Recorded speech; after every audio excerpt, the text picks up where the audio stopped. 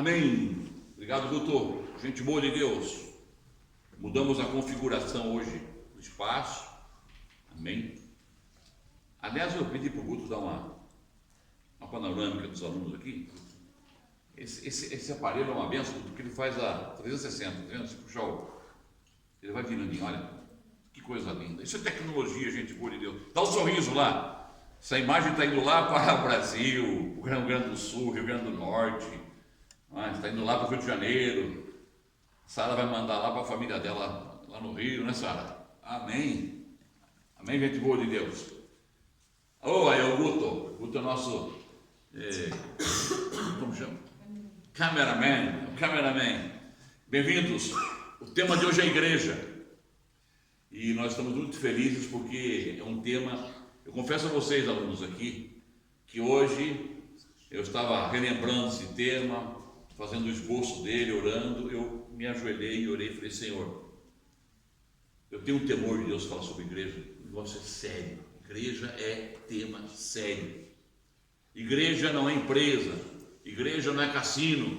Igreja não é clube. Igreja, nós vamos ver hoje, é uma esfera muito mais elevada do que podemos imaginar. E que possamos valorizar, que possamos ter temor do Senhor todas as vezes que nós pensarmos em igreja não quatro paredes, igreja que vamos descobrir hoje, ou vamos relembrar hoje, ou vamos desenvolver hoje. Amém? Bem-vindos então a essa aula. O tema é igreja.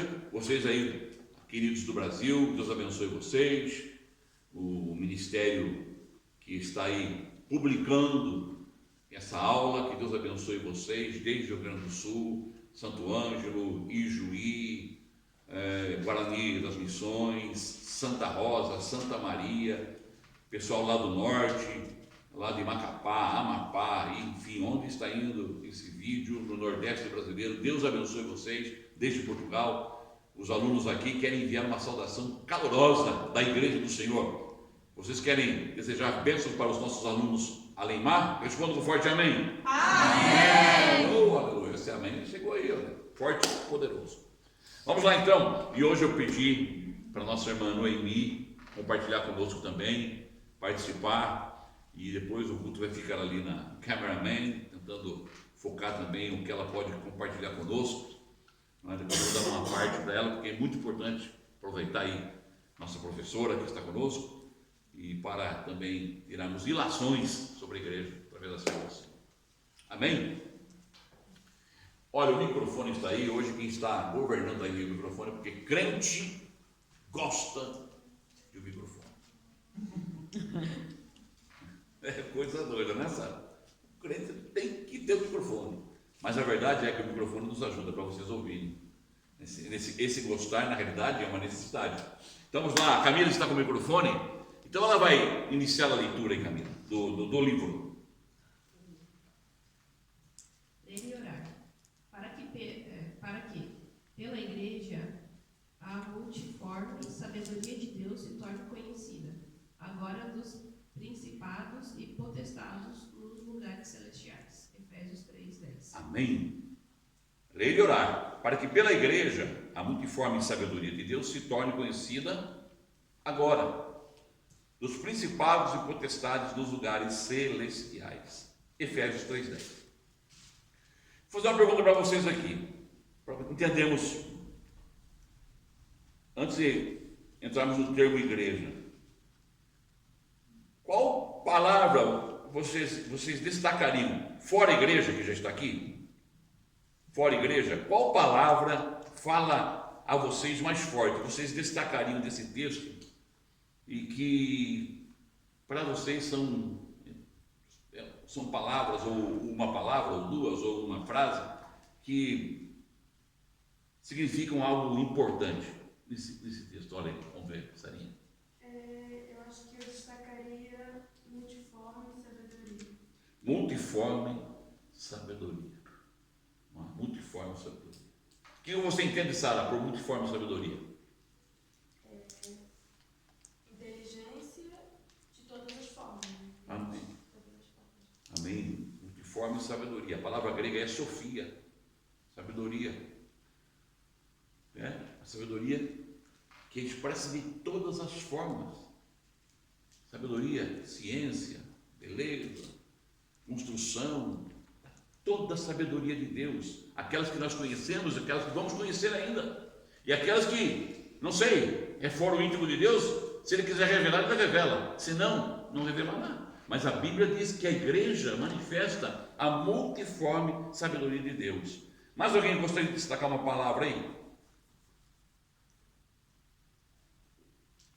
Que às vezes traz dúvida também, poxa, o que significa isso? Nesse texto.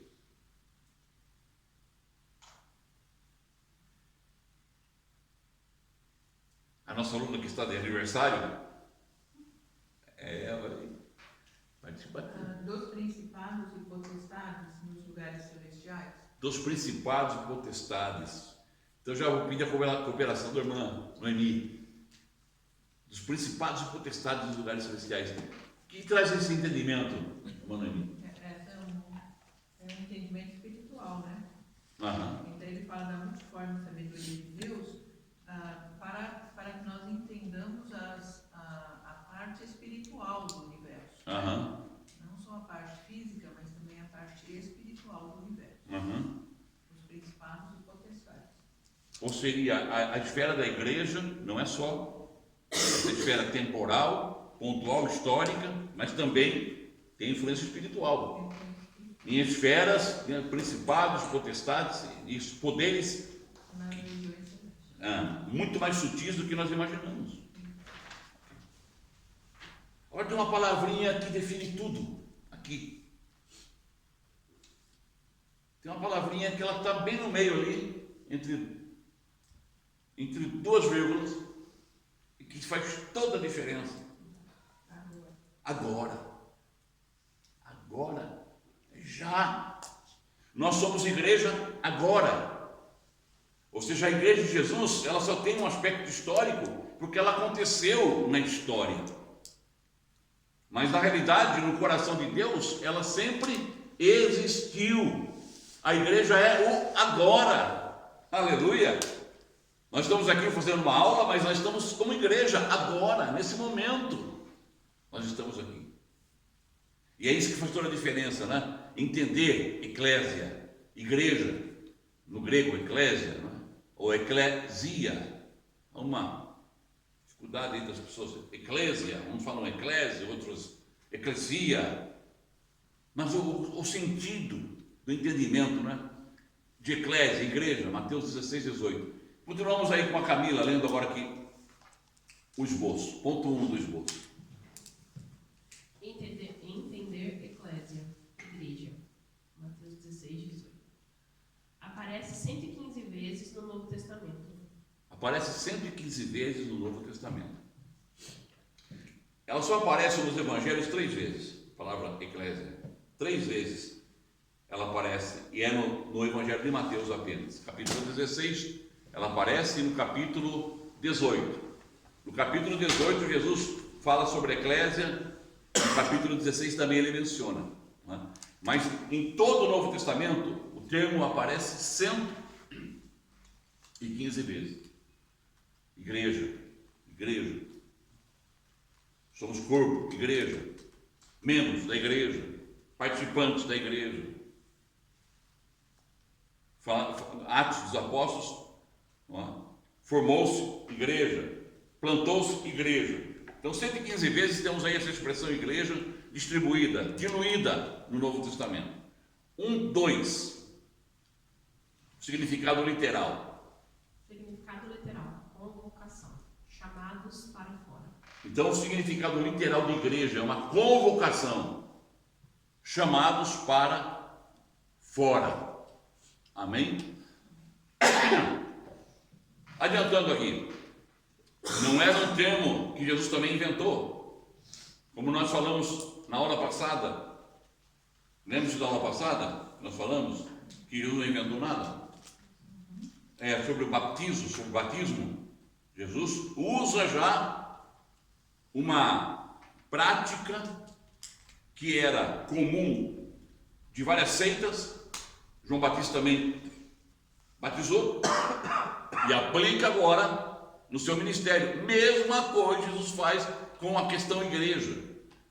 Não é algo que era uma novidade. No Antigo Testamento havia aqui uma tradução na época de Jesus chamada Septuaginta. Foi feita em várias etapas, entre 300 a 100 anos antes de Cristo. Era uma tradução que se chama Septuaginta, porque segundo a tradição foram 70 sábios que traduziram para o grego comum na época de Jesus, koiné. E essa palavra aparece também no Antigo Testamento. 1.3. Aparece o termo no Antigo Testamento, Septuaginta. Deuteronômio 18 a 16 aparece. Deuteronômio 23. 2, não é? Salmos 22 e 25 a 26. Em todos esses termos aí, depois consulta em casa, aparece assembleia. Eis que eu convoco o meu povo para a assembleia. A palavra assembleia também é eclésia. E na Septuaginta, se você lesse aí o Antigo Testamento, estava lá eclésia. Então Jesus, nosso teólogo aqui, atento, Afonso, Jesus não pega algo e cria, não, a igreja, poxa, que palavra é essa? Que invenção maravilhosa. Não, Deus, Jesus era tão humano, ele se encarnou, a encarnação de Jesus é tão humana, que Jesus não inventou nada. Jesus usou a matéria-prima que tinha.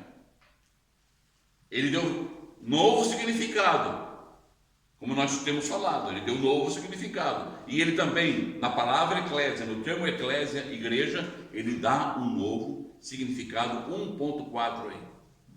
Jesus usou um termo conhecido, dá novo significado. Dá um novo significado esse termo, igreja, que já era comum no Império Romano. O que era a eclésia naquela época? A irmã Noemi pode me ajudar também. Lembra o Império Romano, quando queria convocar o povo para uma reunião? Quando eles queriam convocar o povo, por exemplo, os imperadores ou os governantes, ou ele queria governar, ele falava o quê? Tinha um atalaia, tocava a trombeta, ou tinha um sinal, eles iam para a praça, Era o arauto, né? o arauto, e convocavam o povo ia. Isso era a igreja. Não tem nada de novidade. Agora, a significação que Jesus dá para a sua igreja, pode ver que ele diz assim: edificarei a minha igreja. Mateus 16, 18. E as portas do inferno não prevalecerão contra ela. Amém? Irmã Noemi, então no seu entendimento, aquilo que nós convidamos ela, né, antecipadamente, compartilha conosco aquilo que Deus falou no seu coração para nós também, né, enriquecermos a nossa aula de hoje sobre essa questão da igreja. Mesmo que não esteja aqui no esboço, fica tranquilo. Aquilo que você destacou, aquilo que veio ao seu coração, compartilha conosco. É uma benção. Bom, quando Moisés tirou o povo do Egito, ele reuniu o povo para dar as orientações. Sim. Depois, quando teve o tabernáculo, eles também se reuniam para seguir as cerimônias e fazer as confissões e aquelas ofertas pelos pecados do povo. Então já eram as reuniões. Quando Jesus veio já havia umas sinagogas e as pessoas se reuniam nas sinagogas para poderem aprender. Jesus mesmo, com 12 anos, ele discutia com os sábios na sinagoga. A sinagoga era o lugar onde se reuniam para conversar sobre a Bíblia e sobre os assuntos da sociedade também. Sim, olha. Depois vem Jesus. Jesus cria um grupo, e esse grupo ele chama de sua igreja, né? Sua noiva. Então ele dá um novo significado agora, que não é mais só uma reunião, mas é uma reunião de pessoas escolhidas que aceitam o sacrifício, que aceitam os propósitos, que querem ser melhores. Eu costumo dizer que a igreja é o único lugar no mundo onde as pessoas se reúnem para ser melhores. Amém. Nas outras instituições que existem, as pessoas não se preocupam muito em ser mais honestos, mais fiéis, mais sinceros, mas na igreja a gente tem essa preocupação. E a igreja, como falou muito bem a nossa professora Noemi, a igreja, ela é esse ambiente, não é? Onde nós criamos esse clima, esse exercício de melhoramento. Foi ontem que nós ministramos. Nós temos que ser melhores do que chegamos. Foi a palavra de ontem. Quando Moisés, não, ele andou com o Senhor e cada dia foi se desenvolvendo na fé. Isso é muito importante. Vamos continuar então aí a leitura. Agora, Aline, Camila vai passar aqui o microfone para a Aline e nós vamos continuar a leitura do livro. A igreja é a meta de Deus em seu plano eterno. Todo aquele que foi salvo faz parte da igreja. 1 Coríntios, capítulo 12, versículo 13. Por isso, é de suma importância que a conheçamos. Ela não é uma construção ou um edifício onde as pessoas se reúnem. Ela é viva, é o corpo de Cristo. Nós não vamos à igreja, nós somos a igreja.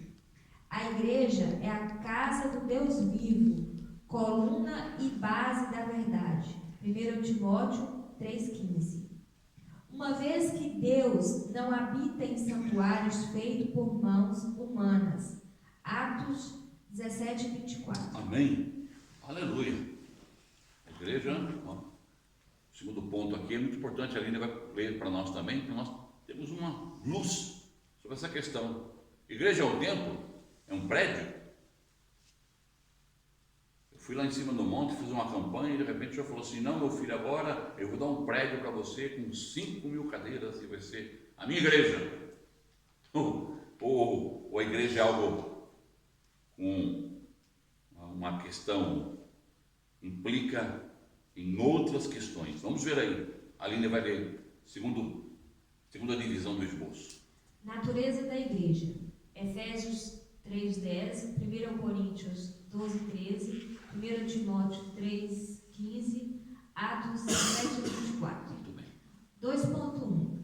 Conceito reino dos judeus, do judeu Israel, tem novo significado.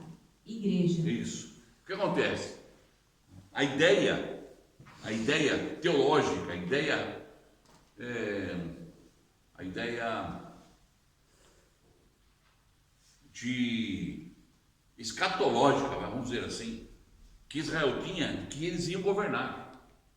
Eles tinham a ideia de que eles seriam um governo e que o Messias seria um Messias político e que ele instauraria o governo político. Não era essa a ideia que Jesus passou. Tanto é que eles se decepcionaram. Jesus disse: meu reino não é desse mundo, e disse mais: o reino de Deus habita em vosso interior, em vosso coração. Então ele traz outro significado também para a questão de governo e transfere essa questão governante para a igreja. Por isso tem novo significado. Igreja tem novo significado. Efésios 3,10, nós lemos aqui na introdução. E por isso que eu perguntei, a Sarinha falou umas palavras que se destacou. Você falou para multiforme sabedoria. Então agora a igreja, nesse significado de governante, é ela que tem a multiforme sabedoria de Deus. Sabedoria para governar, sabedoria para ensinar, sabedoria para administrar. Mas não é um governo humano, não é um governo feito por força humana, nem por força, nem por violência. É um governo feito pelo Espírito do Senhor. Então esse conceito de reino que os judeus carregavam e pregavam e que era saturado no tempo de Jesus, porque muitos vieram em nome de Deus dizendo-se Messias. E muitas seitas se levantaram, os saduceus, os saduceus, os essênios, enfim, os fariseus. Havia tanta gente que se denominava portador do governo de Deus, e Jesus vem e transfere para a igreja essa autoridade. Amém? Isso é muito importante. Efésios 3,10, lemos aqui. 2.2, Aline. Um corpo para se expressar no universo. 1 Coríntios 12, 13. Nós mencionamos isso na aula passada, lembra disso? Todos fomos batizados em um só corpo. Tem aí, Eline? Pode ler para nós. Pois todos nós fomos batizados num Espírito, formando um corpo, quer judeus, quer gregos, quer servos, quer livres, e todos temos bebido de um Espírito. Está vendo Paulo dizendo? Não é mais só judeu. Quer judeus, quer gregos, quer escravos, quer livres, todo mundo que, como falou muito bem a irmã Noemi, que aceita o senhorio de Jesus Cristo como Senhor e Salvador, faz parte desse novo governo, está inserido nessa autoridade do Senhor Jesus, quanto a principados, potestades, Efésios 3:10. Porque pela igreja a multiforme sabedoria de Deus se torna conhecida agora, os principados e potestades nos lugares celestiais. Então, Aline, quando é que está operando esse governo? Agora, está aqui, é agora. Eu tenho esse governo dentro da minha casa. Eu tenho esse governo aqui na igreja. Quando eu oro, Senhor, eu sou igreja, eu sou povo teu.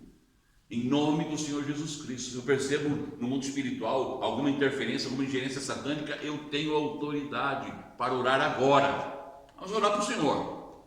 Não é?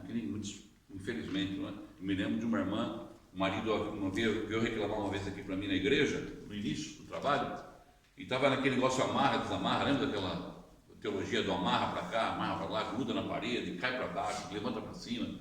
E nós estamos desenvolvendo essa teologia doida também naquela época. E de repente a irmãzinha veio aqui e disse, o irmão, o marido, nunca tinha vindo à igreja, e ele veio bravo aqui e disse, por favor, o que está acontecendo aí em casa? Por quê?